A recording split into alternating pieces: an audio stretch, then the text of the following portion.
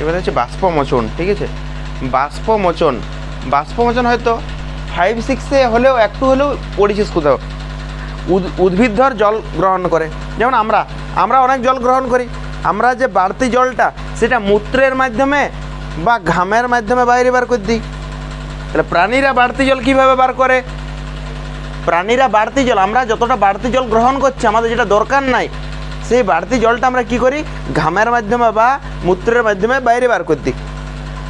তাহলে উদ্ভিদ কীভাবে বার করে? উদ্ভিদের পাতাতে, ভালো করে শুনবি, উদ্ভিদের পাতাতে কীভাবে বার করে আগে বলছি, সংজ্ঞা বলিনি। উদ্ভিদের এরকম পাতায়, ঠিক আছে, পাতায় কি হয়,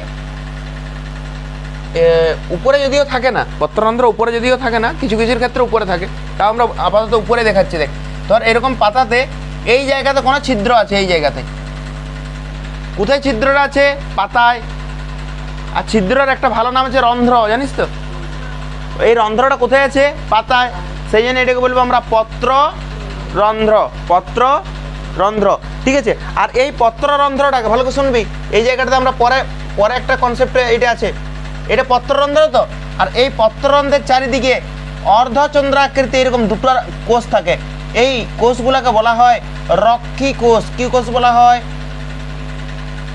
এই রক্ষী কোষের আকার কিরকম? অর্ধচন্দ্রাকৃতি। তাহলে পত্ররন্ধ্রের দুদিকে থাকে রক্ষী কোষ, দুদিকে মানে চারিদিকে। ভিতরেরটা কি বলে? পত্ররন্ধ্র। পত্ররন্ধ্রের চারিদিকে একটা কোষ থাকে, এই কোষটা কি বলা হয়? রক্ষী কোষ। আকার কেমন? ইয়ারা কাজ কি জানিস? ইয়ারা পত্ররন্ধ্রটাকে বন্ধ করতে আর খুলতে কাজে লাগে। তাহলে যদি বলে রক্ষী কোষের অবস্থান লিখো, রক্ষী কোষের অবস্থান লিখবি পত্ররন্ধ্রের চারিদিকে কেমন আকৃতির হয়? আকৃতির হয়। তাহলে থাকে কোথায়? পত্ররন্ধ্রের চারিদিকে ঘিরে থাকে। এটার কাজ কি? এটা পত্ররন্ধ্রকে বন্ধ করতে আর খুলতে, মানে শাটারের মতো কাজ করে। এটা শাটারের মতন, এরকম অফ হয়ে যায় আবার খুলে যায়। পত্ররন্ধ্রটাকে বন্ধ আর খোলার কাজটা কে করে? রক্ষী কোষ। এই প্রশ্নটা পড়ে রে, রক্ষী কোষ কোথায় অবস্থিত, কি কাজ করে, বা রক্ষী কোষ কি, এরকমও প্রশ্ন পড়তে পারে। তাহলে রক্ষী কোষ কোথায় থাকে? পত্ররন্ধ্রের চারিদিকে, তাই তো। এটি কি করে? পত্ররন্ধ্রকে, রক্ষী কোষ তো ক্লিয়ার। এইবার আমরা পড়াবো বাষ্পমোচন কাকে বলে। আমরা যেমন বাড়তি জলটা ঘামের মাধ্যমে বাইরে বার করে দিই, উদ্ভিদ এই যে পত্ররন্ধ্রটা দেখতে পাচ্ছিস, এটার নাম কি? পত্র।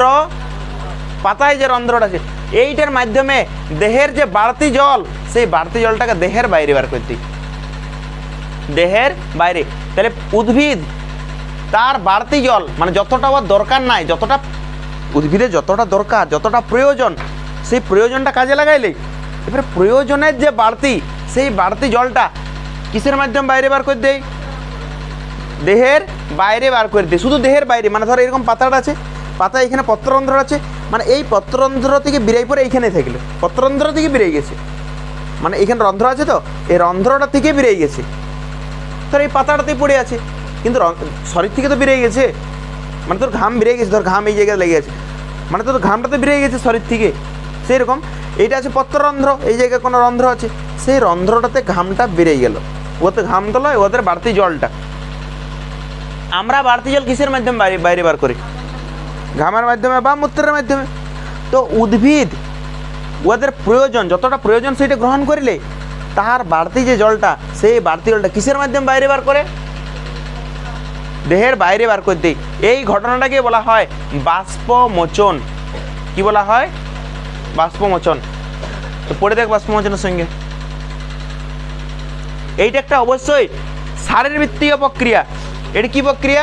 একটা শারীরবৃত্তীয় প্রক্রিয়া, মানে উদ্ভিদের শরীরেই ক্রিয়া।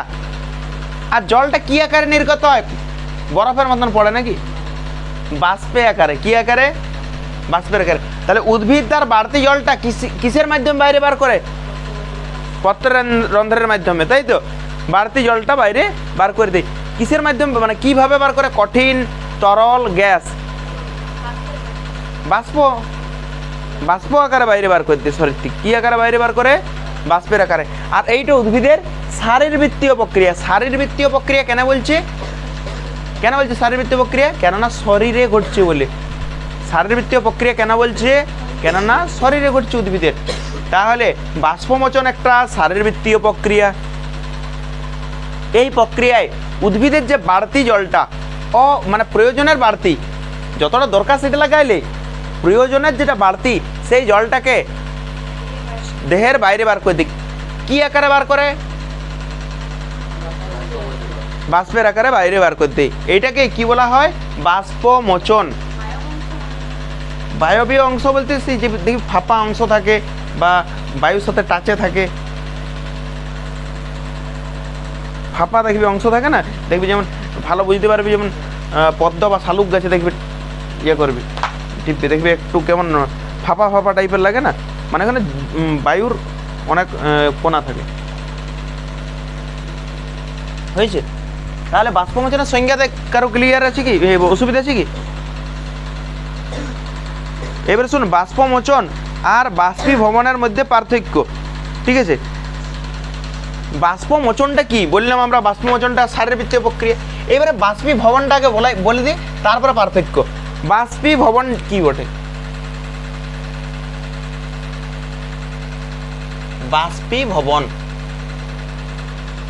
বাষ্পীভবন জিনিসটা কি বটে? মানে জলটা বাষ্পে পরিণত হয়। জলটা কিসে পরিণত হয়? শীতকালে হাঁ করবে মুখটা, দেখবে ধোঁয়া বেরোয়, দেখেছিস? ওইটাকেও বাষ্পীভবন বলবো আমরা। ধোঁয়া বেরোয় না? ওটা কি 100 ডিগ্রিতে ফুটে জলটা? তোর মুখে কি 100 ডিগ্রিতে ফুটে নাকি তখন জলটা? তার মানে যে কোনো উষ্ণতাতে ঘটে কি না? আর এমন ব্যাপার বটে কি শুধুমাত্র দিনের বেলাতেই ঘটে, রাতে ঘটে না। তার মানে বাষ্পীভবন কখন কখন ঘটে? দিনেও ঘটে আর রাত্রেও ঘটে, তাই তো? বাষ্পীভবন দিনেও ঘটে, রাতের বেলাতে দেখবি পুকুরে যাবি, টর্চ টিপবি, দেখবি শীতকালে দেখবি ধোঁয়া উঠছে, দেখেছিস? তার মানে এটা দিনেও ঘটে। কিন্তু একটু আগে আমরা পড়লাম না বাষ্পমোচন, বাষ্পমোচন সবসময় হয় না, শুধুমাত্র কখন হয়? দিনের বেলাতে, সূর্যের আলোর উপস্থিতিতে। যখন সূর্যের আলো পায় না, একটু আগে পড়লাম বাষ্পমোচন, পত্ররন্ধ্র মনে পড়ছে? পত্ররন্ধ্রটাকে খোলা আর বন্ধ, এই কাজটা কে করে? রক্ষী কোষ। ঠিক আছে, তো ওইটা দিনের বেলাতে খুলে, মানে দিনের বেলাতে বেরে। আর এইটা কখন হয়? বাষ্পীভবন দিনেও হয়, রাতেও হয়।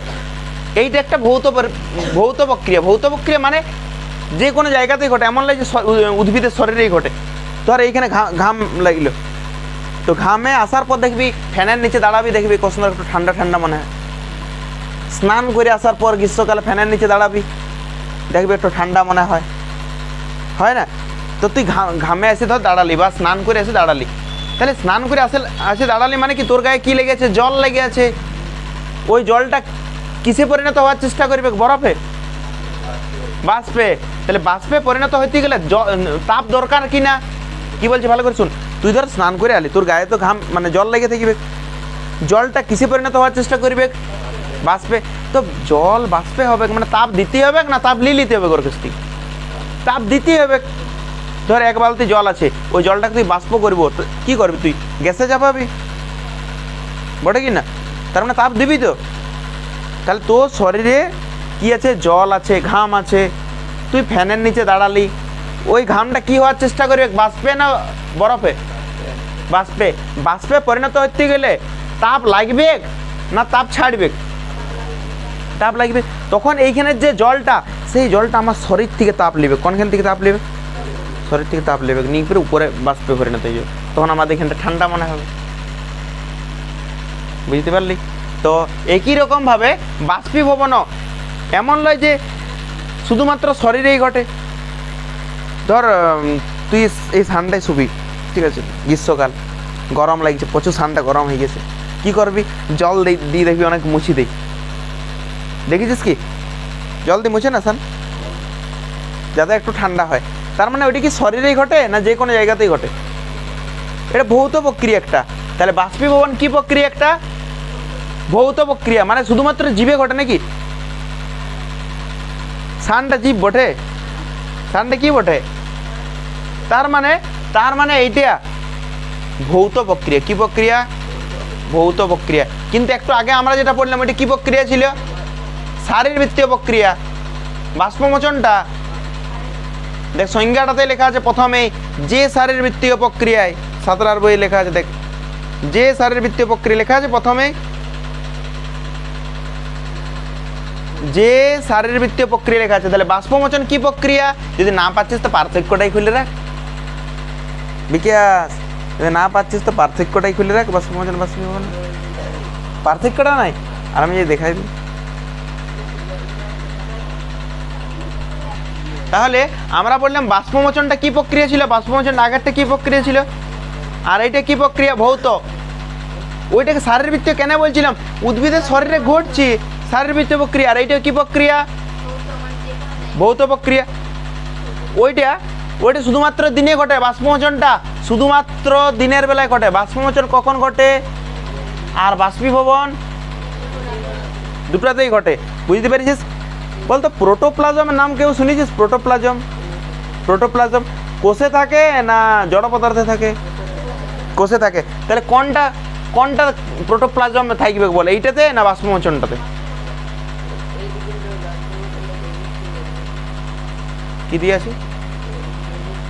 ঠিক আছে, জীব দেহে ঘটে তাই জৈবিক ক্রিয়া লিখে, কোনো অসুবিধা নেই। এদিকে দেখ, বল প্রোটোপ্লাজম কোনটায় থাকবে, বাষ্পীভবনে না বাষ্পমোচনে? কোনটা জীব, কোনটা জীব? বাষ্পমোচন তো।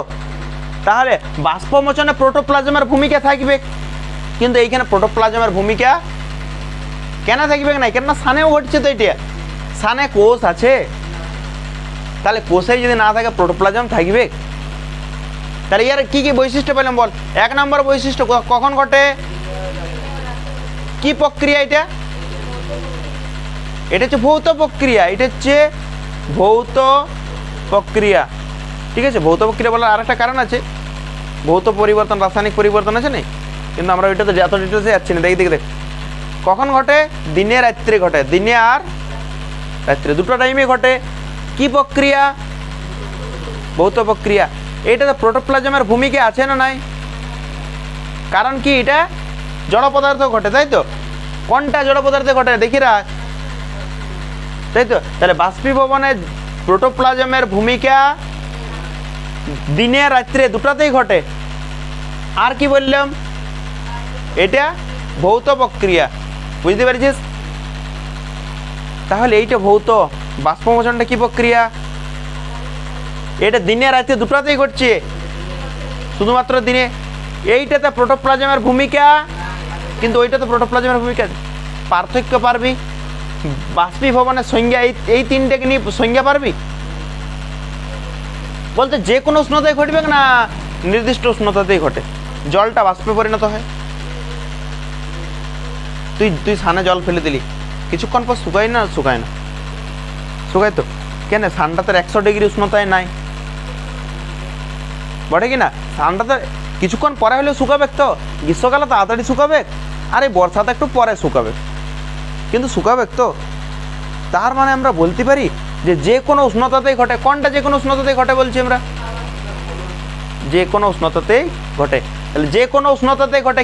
কি প্রক্রিয়া এটা? ভৌত না শারীরবৃত্তীয়? ভৌত প্রক্রিয়া। যে কোনো উষ্ণতাতে কখন ঘটে? দিনে ও রাত্রে। বাষ্পীভবনের সংজ্ঞা কি কারো বই দিয়ে আছে? যদি কারো বই দিয়ে আছে তাদের বই পড়, আর যদি কারো বই না দিয়ে থাকে তাহলে বাষ্পমোচন আর বাষ্পীভবনের পার্থক্যটা পড়ে দেখ। একটার বৈশিষ্ট্য বলে পার্থক্য ওইরকমভাবে করার উচিত নয়, ভালো করে শুনে রাখ। শোন, এদিকে দেখ, পার্থক্য কেমনভাবে করবি? বাষ্পমোচন বা বাষ্পীভবনের বৈশিষ্ট্যগুলো মুখস্থ করলি। এটি কি পরিবর্তন? ভৌত না রাসায়ন শারীরবৃত্তীয়? ভৌত। কখন ঘটে? দিনে রাত্রেও। আর এটাতে প্রোটোপ্লাজমের ভূমিকা নাই। তাহলে একটা যদি মুখস্থ রাখিস, ওই দিকেরটা লিখতে পারবি কি তোরা? পারবি নাই? এইবার বাষ্পীভবনের সংজ্ঞাটা পড়ে দেখ, নাহলে পার্থক্য পড়ে দেখ, যার যেটা আছে বই। এবার শুন, বাষ্পমোচন 3 প্রকার, এই 3টে স্থানে হয়। বাষ্পমোচন 3টে স্থানে হয়। একটা হচ্ছে পত্ররন্ধ্র, বলেছি তো পত্ররন্ধ্র আগে, পত্ররন্ধ্রের মাধ্যমে বাষ্পমোচন। তাহলে বাষ্পমোচন কোথায় হয়? 1 নম্বর হচ্ছে পত্ররন্ধ্রীয় বাষ্পমোচন, পত্ররন্ধ্রীয় বাষ্পমোচন।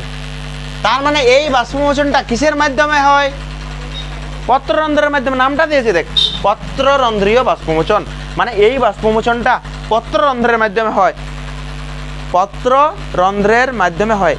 এগুলো দিনের বেলাতে খোলা থাকে, রাতের বেলাতে বন্ধ হয়ে যায়। কিন্তু দুজন আছে ব্যতিক্রম, দুজন ব্যতিক্রম আছে। একটা হচ্ছে পাথরকুচি আর একটা ঘৃতকুমারী মানে অ্যালোভেরা।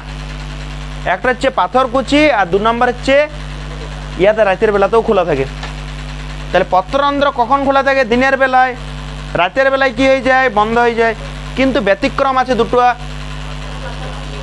আর অ্যালোভেরা। ওটা ভালো নাম কি? ঘৃতকুমারী। ঠিক আছে, ঘৃতকুমারী মনে রাখবে। নামকরণের কারণ জানি না, অ্যালোভেরা নাম দিলেই ভালো, ওইটাই বেশি প্রচলিত। তাহলে পত্ররন্ধ্রীয় বাষ্পমোচন মানে এই বাষ্পমোচনটা কার মাধ্যমে হয়? পত্ররন্ধ্রের মাধ্যমে। তাহলে এইখানে থাকে ধর একটা পাতায়, এইটা ধর পত্ররন্ধ্র, আর এই পত্ররন্ধ্রের চারিদিকে এইরকম অর্ধচন্দ্রাকৃতি দুটো কোষ থাকে। এই কোষগুলোর নাম কি? রক্ষী কোষ, তাই তো?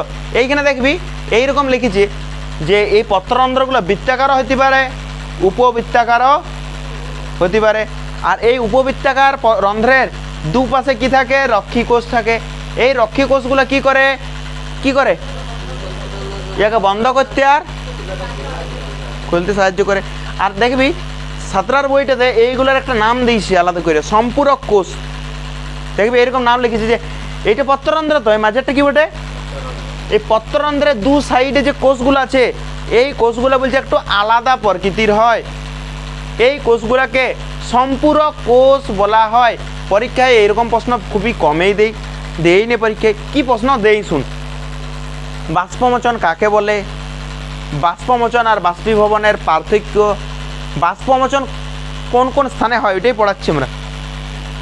পরে রক্ষী কোষ কাকে বলে বা কোথায় থাকে আর কাজ কি? যদি বলে কাকে বলে রক্ষী কোষ, পত্ররন্ধ্রের চারিদিকে অর্ধচন্দ্রাকৃতি যে কোষ পত্ররন্ধ্রকে বন্দর খোলাতে সাহায্য করে, সেই কোষকে সংজ্ঞা আলাদা করে মুখস্থ করতে হবে। তাহলে রক্ষী কোষের অবস্থান পড়ব আমরা আর কাজ পড়ব। সংজ্ঞা যদি পড়ে এই দুটাকে মিক্স করে লিখে নেব আমরা। তাহলে পত্ররন্ধ্রীয় বাষ্পমোচন কি বললাম? যে বাষ্পমোচনটা কিসের মাধ্যমে হয়? পত্ররন্ধ্রের মাধ্যমে হয়। পত্ররন্ধ্র দিনের বেলাতে খোলা থাকে, রাতের বেলাতে দুটো ব্যতিক্রম পেলাম আমরা, পাথরকুচি আর এই পত্ররন্ধ্রের ইংরেজি নাম কি জানিস? এই পত্ররন্ধ্রের ইংরেজি নাম হচ্ছে স্টোমাটা। স্টোমাটা কি নাম? স্টোমাটা। মাঝে মাঝে স্টোমাটা কি দিয়ে দিতে পারে, ভয়ের কিছু নাই। স্টোমাটা কি বুঝতে পারছিস? স্টোমাটা এটার নাম কি? তাহলে এই স্টোমাটা বা পত্ররন্ধ্র, এইটার চারিদিকে একটা আলাদা প্রকৃতির কোষ দেখতে পাওয়া যায়। কেমন? অর্ধচন্দ্রাকৃতি। দেখতে মনে হচ্ছে না? অর্ধচন্দ্রাকৃতি, এই যে এই লালটা আর এই লালটা, এই যে আলাদা ধরনের কোষ, এইটাকে রক্ষী কোষ বলা হয়। 17 বই একটা অন্য নাম দিয়েছে দেখবি, সম্পূরক কোষ বলে, কিন্তু আমার মতে রক্ষী কোষটাই মনে রাখবি।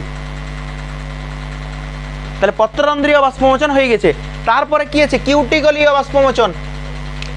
2 নম্বরে আছে কিউটিকলীয়।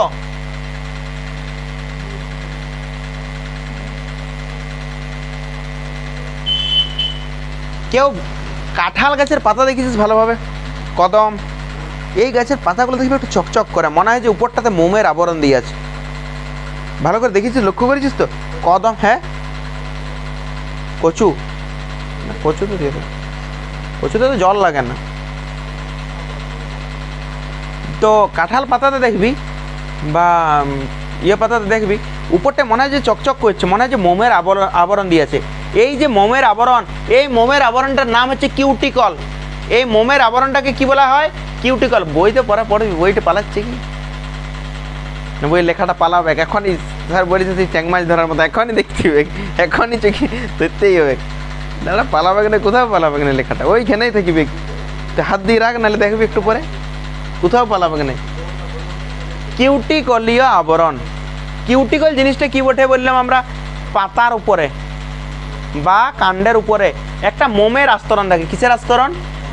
মোমের আস্তরণ থাকে, এইটাকেই বলা হয় কিউটিকল। এই আবরণটা কি বলা হয়? কিউটিকল বা কিউটিকলীয় আবরণ। কিসের কিসের উপরে? পাতার উপরে না হলে কাণ্ডের উপরে একটা আবরণ থাকে। কিসের আবরণ? মোমের আবরণ থাকে। এই আবরণটাকে কি বলা হয়? কিউটিকলীয় আবরণ। নামটাই অদ্ভুত, কিউটিকলীয়, যারা প্রথম শুনছিস বটে কিনা। তাছাড়া তো আর কিছু নতুন কিছু নাই। পাতার উপরে আর কাণ্ডের উপরে কিসের প্রলেপ থাকে? মোমের প্রলেপ থাকে। এটা কি বলা হয়? কিউটিকলীয় আবরণ। আর এই কিউটিকলের মাধ্যমে যে বাষ্পমোচন হয় সেইটাকে বলবো আমরা কিউটিকলীয় বাষ্পমোচন। পত্ররন্ধ্রীয় বাষ্পমোচন কাকে বলে? পত্ররন্ধ্রের মাধ্যমে যে বাষ্পমোচন হয় সেইটাকে কি বলা হয়? কিউটিকলীয় বাষ্পমোচন কাকে বলে?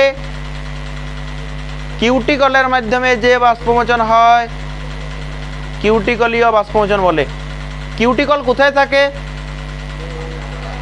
পাতার কাণ্ডে। কিসের আবরণ? এটাকে বলা হয় কিউটিকলীয় আবরণ। আর এইটার মাধ্যমে যে বাষ্পমোচন হয় সেই বাষ্পমোচনটাকে আমরা বলবো কিউটিকলীয়। ক্লিয়ার হয়েছে? কিউটিকলীয় বাষ্পমোচন। 3 নাম্বার হচ্ছে ল্যান্টিসেলীয় বাষ্পমোচন।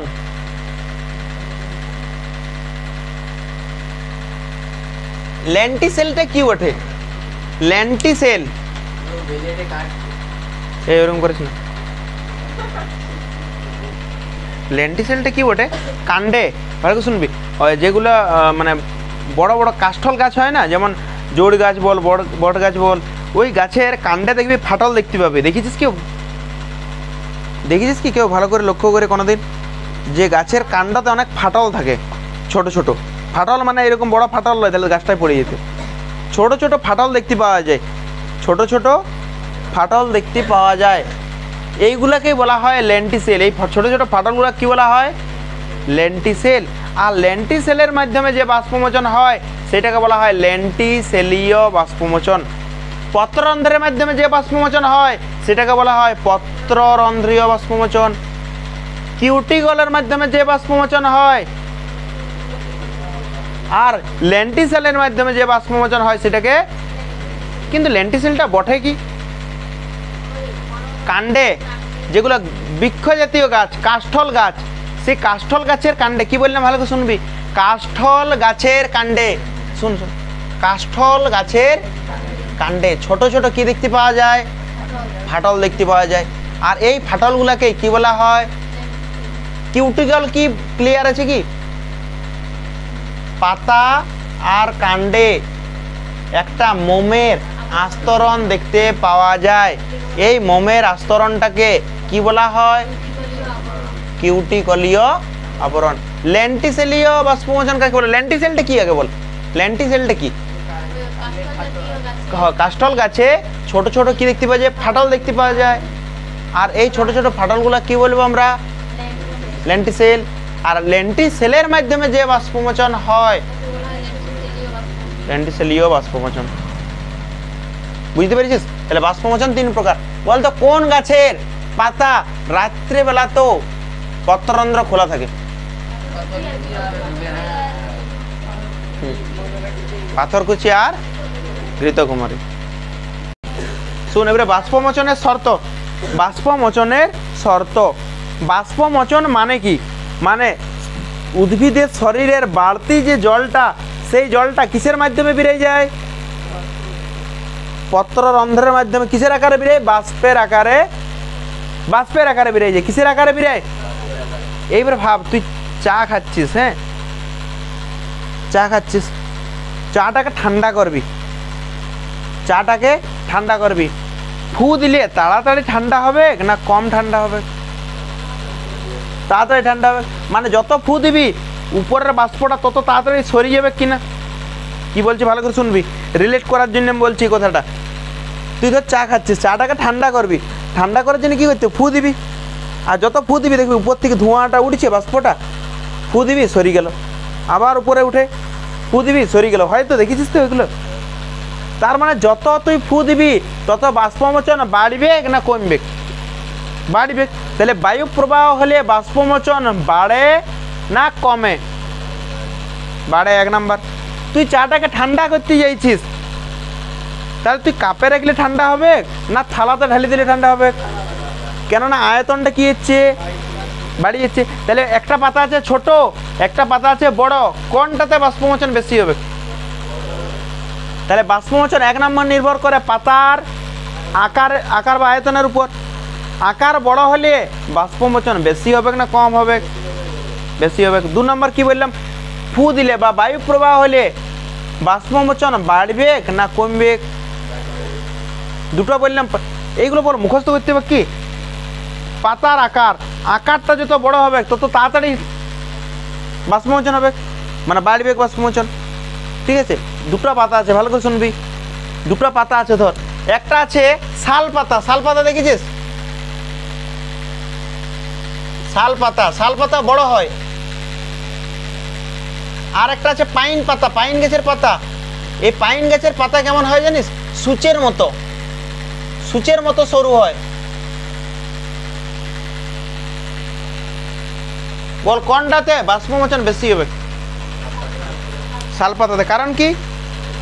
তাহলে এই পাতার আকারটা আর এই পাতার আকারটা, একটু আগেই বললাম আমরা চা ঢালারটা, কাপে তাড়াতাড়ি ঠান্ডা হবে না থালাতে, কেননা ছড়ে যাচ্ছে, তাহলে এইটাতে বেশি হবে। তাহলে পাতার আকারের উপর। 2 নাম্বার বায়ু প্রবাহ বাড়লে বাষ্পমোচন বাড়ে না কমে? বাড়ে। 3 নাম্বার শুন, এখন বাতাসে জলীয় বাষ্প আছে, বাতাসে এখন বাষ্পমোচন কম হবে না বেশি? এখন তাড়াতাড়ি শুকাবে জামা প্যান্ট, না গ্রীষ্মকালে শুকাবে না শীতকালে? শীতকালেও শুকাবে তাড়াতাড়ি, গ্রীষ্মকালেও শুকাবে, কিন্তু এখন জামা কাপড় মেলবি দেখবি তাড়াতাড়ি শুকায় না। কারণ কি জানিস? বর্ষাকালে বাতাসে কি আছে? জলীয় বাষ্প মিশে আছে, সেই জন্য দেখবি এরকম দাগ কাটা যাবে না। কিন্তু শীতকালে তুই এরকম দাগ কাটবি দেখবি দাগ কাটা যাবে, বড় কি না? হলে দাগ টানতে বললে ওরা ট্যাটু করতে আরম্ভ করে দিয়েছে। এই নুনুর এদিকে দেখো, ছিড়ে গেল।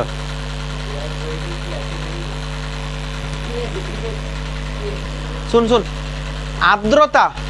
আর্দ্রতা যদি থাকে তাহলে বাষ্পমোচন বাড়ে না কমে? আর্দ্রতা থাকলে বাষ্পমোচন বাড়ে। আর্দ্রতা থাকলে তাড়াতাড়ি শুকাবে। এখন বর্ষাকালে ভিজে আছে, বায়ু ভিজা অবস্থায় আছে, এখন বাষ্পে পরিণত হবে। তুই এখন এইটাই জল ফেলে দে, ভালো করে শুনবি। এখন তুই সানটা জলদি মুছ, ঠিক আছে? দেখবি নি, তুই দেখ টাইম কত লাগছে। এখন টাইম যদি 15 মিনিট লাগে শুকাতে, এখন জলটা সান থেকে জলটা যদি শুকাতে এখন 15 মিনিট লাগে, গ্রীষ্মকালে বা শীতকালে দেখবি 10 মিনিট লাগছে। তাহলে কখন জল তাড়াতাড়ি বাষ্পে পরিণত হচ্ছে? কখন? গ্রীষ্মকাল আর শীতকাল। কি বললাম ভালো করে রিলেট করতে পারলি কি? আদৌ তুই সানটা মুছলি এইখানে, এখন কি কাল? বর্ষাকালে তাড়াতাড়ি কিন্তু এই সানটা শুকাবে না। তুই গ্রীষ্মকালে বা শীতকালে মুছ, দেখবি তাড়াতাড়ি শুকিয়ে যাচ্ছে। কারণ কি? কারণ শীতকালে জলীয় বাষ্প বেশি থাকে না কম থাকে? শীতকালে জলীয় বাষ্প কম থাকে। শীতকালে জলীয় বাষ্প সেই জন্য তো শরীরটা শুষ্ক হয়ে যায়, ঠোঁট ফাটে না? ঠোঁট কি জন্য ফাটে? কেননা এইখান থেকে পুরো জলটাকে কি করলে শোষণ করলে বায়ুতে জলের অভাব হয়ে যায়। এটা রিলেট করতে পারলি নাকি? 3টা বললাম, একটা হচ্ছে পাতার আকার বাড়লে বাষ্পমোচন বাড়ে না কমে? 2 নাম্বার বললাম আমরা বায়ু প্রবাহ, যত প্রবাহ বাড়বে বাষ্পমোচন বাড়বে না কমবে? যত গরম হবে, ভালো করে শুনবি, যত রোদ বেশি দিবে তত জলটা বাষ্পে পরিণত বেশি হবে না কম হবে? তাহলে উষ্ণতা উষ্ণতা বাড়লে বাষ্পমোচন বাড়ে না কমে? বাষ্পমোচন মানে কি, জলটা কিসে পরিণত হবে? বাষ্পে। তাহলে যত গরম হবে, যত গরম তত জলটা বেশি বাষ্পে পরিণত হবে না কম হবে? তাহলে উষ্ণতা বাড়লে বাষ্পমোচন বাড়ে না কমে? চারটে পয়েন্ট বলা হয়েছে। একটা বায়ু প্রবাহ, বল বায়ু প্রবাহ বাড়লে বাষ্পমোচন বাড়ে না কমে? বায়ু প্রবাহ বাড়ে। 2 নম্বরে বললাম পাতার আকার বাড়ে বাষ্পমোচন। 3 নম্বরে পড়লাম আমরা উষ্ণতা, যত উষ্ণতা বাড়বে তত বাষ্পমোচন বাড়বে। 4 নম্বরে আমরা বললাম বায়ুর আর্দ্রতা, বায়ু ভিজা ভিজা আছে, এখন জলীয় বাষ্প বেশি হবে না কম হবে? এই বাষ্পমোচন বেশি হবে না কম হবে? বাষ্পমোচনটা মানে জলটা বাষ্পে বেশি হবে না কম হবে? যখনই আমি বলবো বাষ্পমোচন তখন এটাই ভাববি জলটা কিসে পরিণত হওয়া। তাহলে এখন আর্দ্রতা বেশি আছে না কম আছে বর্ষাকালে? এখন গাধাগুলো এখন বেশি আছে, সেই জন্য তো তাড়াতাড়ি শুকাচ্ছে নাই। বর্ষাকালে জামা কাপড় কেন শুকাচ্ছে নাই? কেননা বায়ু ভিজে আছে, তুই জামা কাপড়টা মেললি, ওই জামা কাপড়ের জলটা কে টানিলে? বায়ু টানিলে। আর বায়ুর কাছে অলরেডি আছেই, জল, ও কেন টানিবে? আর্দ্রতাটাই গোলমাল করে দিচ্ছে নাকি? আর্দ্রতা মানে ভিজা, এখন বর্ষাকাল, বায়ুটাও কি আছে? ভিজা আছে। তাহলে আর্দ্রতা যদি ভিজা থাকে মানে বেশি ভিজা থাকে, তাহলে জলীয় বাষ্পমোচনটা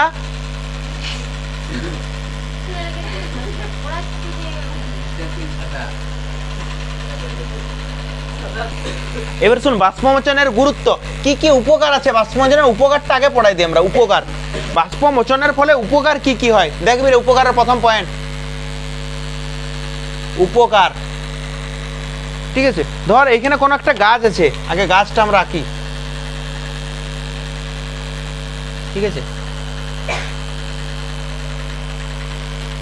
গাছের এইটা হচ্ছে প্রধান মূল, ঠিক আছে? প্রধান মূল, এইগুলা শাখা প্রশাখায় বিভক্ত হয়ে আছে।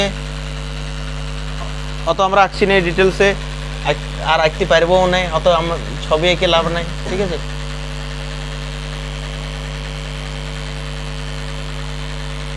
এরকম ধর পাতা আছে, ঠিক আছে? এই পাতা, একটা পাতা আঁকলাম আমরা, ভালো করে দেখ, এটা পাতা, ঠিক আছে? পাতার এই জায়গাতে আছে একটা রন্ধ্র, সেটার নাম কি? পত্ররন্ধ্র। আর এইখানে দেখবি ভালো করে, এইখান থেকে একটা সরু সরু এরকম নালী আছে, নিয়ে ওইটা না একদম মূল পর্যন্ত বিস্তৃত, মূলরোম এইগুলো পর্যন্ত বিস্তৃত। এটা নালী বটে। এই কালো রঙেরটা দেখতে পাচ্ছিস, এইটার নাম, এই নালিকাটার নাম হচ্ছে জাইলেম। কেউ নাম শুনেছিস এর আগে?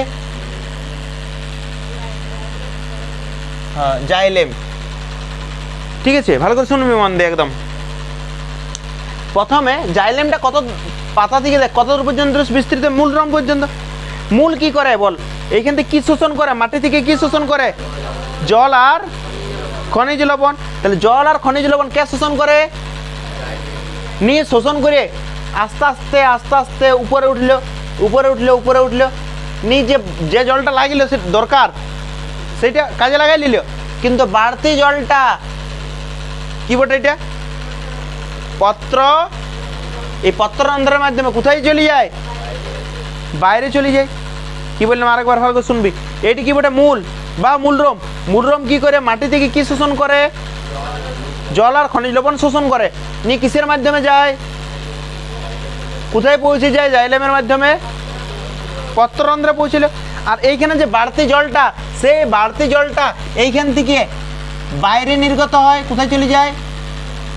বাইরে চলে যায়। এবার তুই একটা জিনিস ভাব, যখনই এখান থেকে জলটা বাইরে বেরিয়ে গেল, এখানে খালি স্থান সৃষ্টি হবে কি না? যখন এই জলটা বাইরে বেরিয়ে গেল তখন এখানে কিসের সৃষ্টি হবে? ফাঁকা স্থান সৃষ্টি হবে।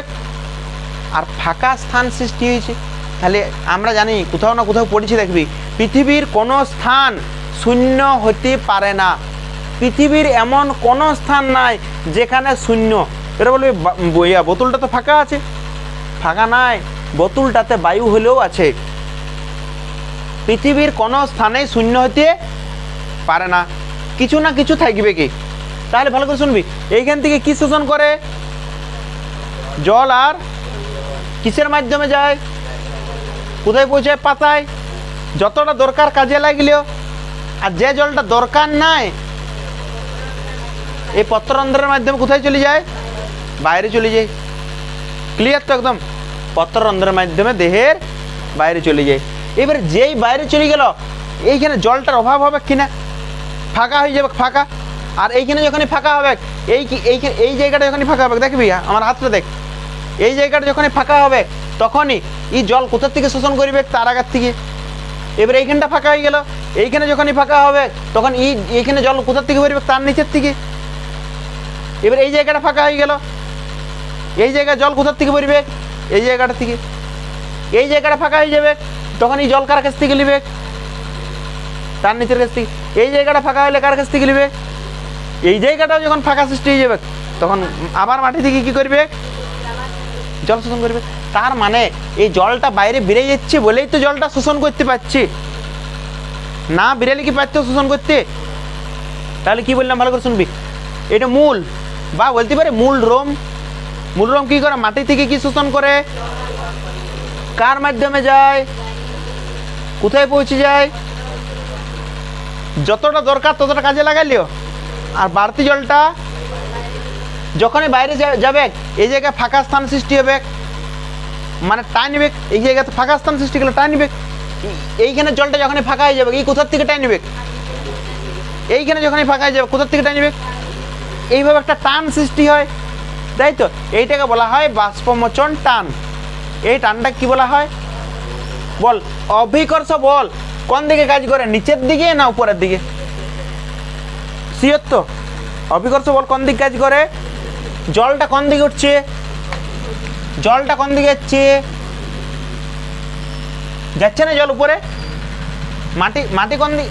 মাটি কি বলে, অভিকর্ষ কোন দিকে কাজ করছে? নিচে। কিন্তু জলটা শোষণ করে কোথাকে নিয়ে যাচ্ছে? উপরকে নিয়ে যাচ্ছে না? তার মানে অভিকর্ষের দিকে নিয়ে যাচ্ছে না অভিকর্ষের বিপরীতে নিয়ে যাচ্ছে? অভিকর্ষের বিপরীতে। কে শোষণ করছে জলটা? মূলরম শোষণ করছে। কার মাধ্যমে যাচ্ছে? কোন দিকে যাচ্ছে? অভিকর্ষের দিকে না অভিকর্ষের বিপরীতে? অভিকর্ষের বিপরীত দিকে। ঠিক আছে, এইটাকে বলা হয় রসের উৎসরোধ। কি বলা হয় এটাকে? রসের উৎসরোধ। দুটো হলে পড়া। 3 নাম্বার শুন, যেমন আমরা ধর ঘামার পর পুরো ঘাম হইলো, ঠিক আছে, নিয়ে আমরা ফ্যানের কাছে দাঁড়ালাম, আমাদের ঠান্ডা বোধ হয় না গরম বোধ হয়? ঠান্ডা বোধ হয়। সেই রকম এই জলটা কোথায় গেল? পত্ররন্ধ্র। নিয়ে পত্ররন্ধ্রের মাধ্যমে কোথায় যাবে? দেহের। যেই দেহের বাইরে যাবে সেই ওই জায়গাটা ঠান্ডা হবে কিনা আশেপাশের জায়গাটা? সেই জন্য দেখবি গ্রীষ্মকালে লোক কোথায় দাঁড়ায়? গাছের নিচে দাঁড়ায়। কেউ দেখবি এমনি যদি ঘরও থাকে, ঘরটার নিচে দাঁড়ায় পরে অতটা ঠান্ডা মনে হয় না, কিন্তু গাছের নিচে দাঁড়ালে একটু হলেও ঠান্ডা লাগে। কারণ বুঝতে পেরেছিস তো? কারণ কি দেখ, এই জলটা শোষণ করে পাতায় কি করে? দেহের বাইরে। ওই জলটা কিসে পরিণত হবে? বাষ্পে পরিণত করতে হলে ওই পুরো জায়গাটা থেকে তাপ গ্রহণ করবে না তাপ দিবে? কারো তাপ গ্রহণ করবে। মানে একটা গাছ যেখানে আছে সেই চারিপাশের যে এলাকাটা, সেই এলাকাটা থেকে পুরো তাপটাকে কি করে নেবে? তাহলে ওই আশেপাশের জায়গাটা ঠান্ডা হবে না গরম হবে? তাহলে বাষ্পমোচনের একটা সুবিধা, গাছটা কি থাকে? ঠান্ডা থাকে। বা গাছের আশেপাশের এলাকাটা, বইয়ে লেখা আছে শীতলীকরণ, মানে সে একই ব্যাপার কিনা, ঠান্ডা কিনা। তাহলে শীতলীকরণ একটা পড়লাম। 2 নাম্বার পড়লাম অভিকর্ষ কোন দিকে, আর জলটা কোন দিকে যাচ্ছে? অভিকর্ষের বিপরীতে, তাই তো? এইটাকেই আমরা কি বলেছিলাম? নাম দিয়েছিলাম রসের উৎসরোধ। রসের কে জলটা শোষণ করে? কি শোষণ করে? জল। আর কার মাধ্যমে যায়? অভিকর্ষের দিকে, বিপরীত দিকে, তাই তো? বিপরীত দিকে যায়। বিপরীত দিকে কোথায় পৌঁছায়? পাতায় পৌঁছায়, তাই তো? এইটাকে বলা হয় রসের উৎসরোধ। ক্লিয়ার হয়েছে কিনা? যদি বাষ্পমোচন না হইতো তাহলে গাছ কখনো জল শোষণ করতে পারত? জল শোষণ করতে পারত নাই।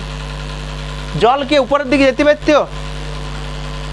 পড়ে দেখ, প্রথম পড়বি শীতলীকরণ, তারপরে পড়বি রসের উৎসরোধ, আর তারপরে যদি বাষ্পমোচন টানটা এখানে দিয়ে আছে তো ওইটাও পড়বি, যদি দিয়ে আছে তো। শুন রে, এটা উপকারী হলো। উপকারে আর একটা বলতে পারি যে বাড়তি জল, শরীরের যে বাড়তি জল, সেই বাড়তি জলটা কি করে? অপসারিত করে দেয়। এটা এগুলো সব উপকারী হলো। এবারে অপকারী ভূমিকাটা শুন। অপকারী, উপকারটা হলো অপকার। গ্রীষ্মকালে কেউ দেখেছিস কি কোন কোন গাছ এরকম করে ঝুঁকি যায়, এরকম করে নুই যায়, দেখেছিস তো? কেন নুই যায় জানিস? কেন? ওদের বাষ্পমোচন অনেক বেশি হয়ে যায়। বাষ্পমোচন অনেক বেশি হয়ে যায়, মানে ও যতটা জল টানছে নিচ থেকে, যতটা জল নিচ থেকে তার থেকে যদি শরীর থেকে বাইরে বেশি বেরিয়ে যায়, মানে তুই যতটা জল খাচ্ছিস তার থেকে জল তো শরীর থেকে যদি বেরিয়ে যায় তো শরীর দুর্বল হবে কিনা বল? গ্লুকন্ডি খাইতে বলে দেখবি গ্রীষ্মকালে, তাই তো? কারণটা দেখে দিকে দেখ, গাছ যতটা জল শোষণ করছে, গাছ যতটা জল শোষণ করছে তার থেকে বেশি যদি বাইরেই বার করে দেয় তখন গাছটা কি হয়ে যাবে? ধীরে ধীরে ধীরে ধীরে নুয়ে যাবে। এইটাকে অবনমন বলা হয়। কি বলা হয়? অবনমন। কি প্রশ্ন পড়তে পারে? অবনমন। কি প্রশ্ন পড়তে পারে? 2 নম্বর প্রশ্ন বলতে পারে যে বাষ্পমোচনের একটি ক্ষতিকর প্রভাব লিখো। মানে বাষ্পমোচনের ফলে কি ক্ষতি হয় লিখবি। গাছটার কি করে? মাটি থেকে যতটা জল শোষণ করে তার থেকে বেশি যদি বাইরে বেরিয়ে যায় তখন ইয়ার ভিতরে যে কোষের রসের চাপ আছে, কোষের রসের যে চাপ আছে সেই চাপটা কি হয়ে যায়? কমে যায়। কোষের রসের চাপটা কমে যায়। তখন এই গাছটা ধীরে ধীরে ধীরে ধীরে ধীরে ধীরে এরকম করে নেতিয়ে পড়ে, ধীরে ধীরে ধীরে ধীরে এরকম করে নেতিয়ে পড়ে, ঝুঁকি যায়। দেখবি একদম ও পুষ্পা সিনেমাটা দেখে নাই, ঝুঁকে গা নেই ওইটা দেখে নাই, সেই জন্য কী হয়ে যায়? এরকম করে ধীরে ধীরে ধীরে ধীরে ঝুঁকি যায়। সেই জন্য এটাকে বলা হয় অবনমন। কি বলা হয়? অবনমন। তাহলে কি জন্য হয় এটা? যতটা জল খাচ্ছি, যতটা জল গ্রহণ করছে তার থেকে বেশি, তখন গাছটা কি যায়? ধীরে ধীরে ধীরে ধীরে ধীরে ধীরে ঝুঁকি যায়, মানে নেতিয়ে পড়ে। এইটাকে কি বলা হয়? অবনমন। এইটাই ক্ষতিকর প্রভাব। পড়ে দেখ ক্ষতিকর প্রভাবটা কুইক করে। শুন, যেগুলো মরুভূমি অঞ্চলের উদ্ভিদ, মরুভূমিতে জল বেশি আছে না কম আছে? কম আছে। তাহলে যদি একেই জল কম আর পাতার থেকে যদি জল বেরিয়ে যায় তাহলে ওর তাড়াতাড়ি মারা যাবে কিনা গাছগুলো?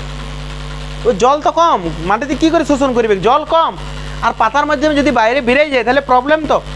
যাতে না বেরিয়ে যায় সেই জন্য এদের পাতাগুলো কাটায় রূপান্তরিত হয়েছে। পাতাগুলো কিসে রূপান্তরিত হয়েছে? কাটায় রূপান্তরিত হয়েছে। কি বললাম আরেকবার ভালো করে শুনবি।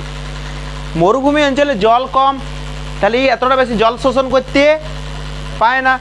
আবার যদি শরীর থেকে বাইরে বেরিয়ে যায় তাহলে মারা যাবে গাছগুলো।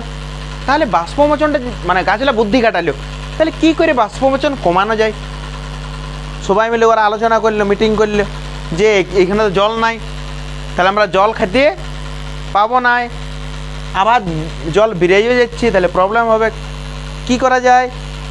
পাতাগুলোকে ছোট করতে করতে করতে করতে পাতাগুলো কিসে রূপান্তরিত হয়ে গেছে? তাহলে পাতাগুলো কাটায় কেন রূপান্তরিত হয়েছে? বাষ্পমোচন বাড়ানোর জন্যে না বাষ্পমোচন কমানোর জন্য? কোন উদ্ভিদগুলো করেছে এগুলো? মরুভূমি অঞ্চলের উদ্ভিদগুলো। তাহলে মোট কথা হচ্ছে মরুভূমি অঞ্চলের উদ্ভিদরা বাষ্পমোচন কমানোর জন্য পাতাগুলি কিসে রূপান্তরিত করেছে? কাটায় রূপান্তরিত করেছে। ঠিক আছে। তারপরে দেখাচ্ছে পরিবহন। কেউ সংবহনের সংজ্ঞা পড়েছিল? সংবহন সে বলেছিলাম না যে কোনো উন্নত জীব বলতে মানুষ বটে উন্নত জীব, মানুষ হচ্ছে উন্নত জীব। ঠিক আছে।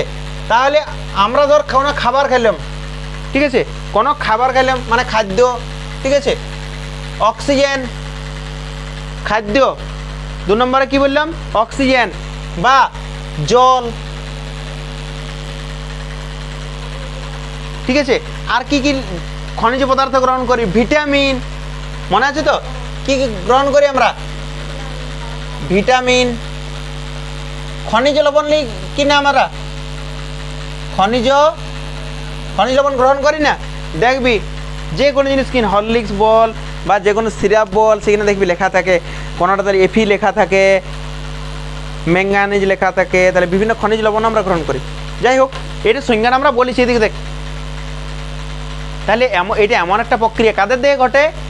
উন্নত উদ্ভিদ যেমন মানুষ। আর আমাদের কি একটা কোষ দিয়ে তৈরি না অনেকগুলো কোষ দিয়ে তৈরি?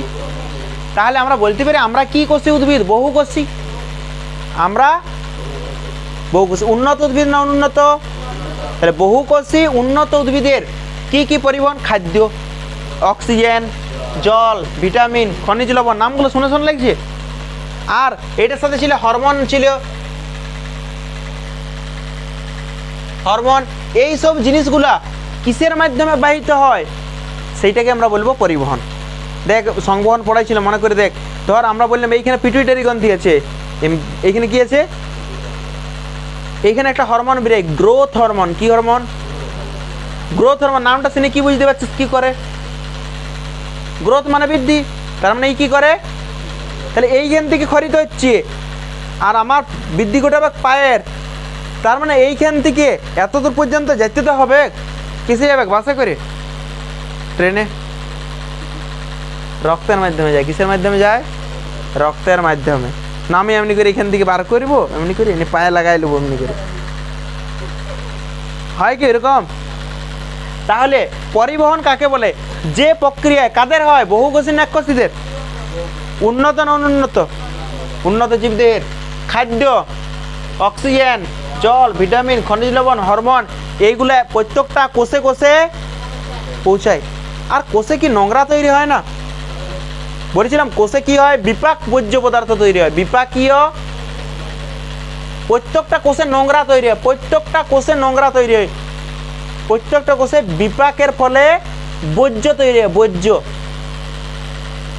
আর এই বর্জ্য পদার্থটা কি করতে হবে? শরীর থেকে।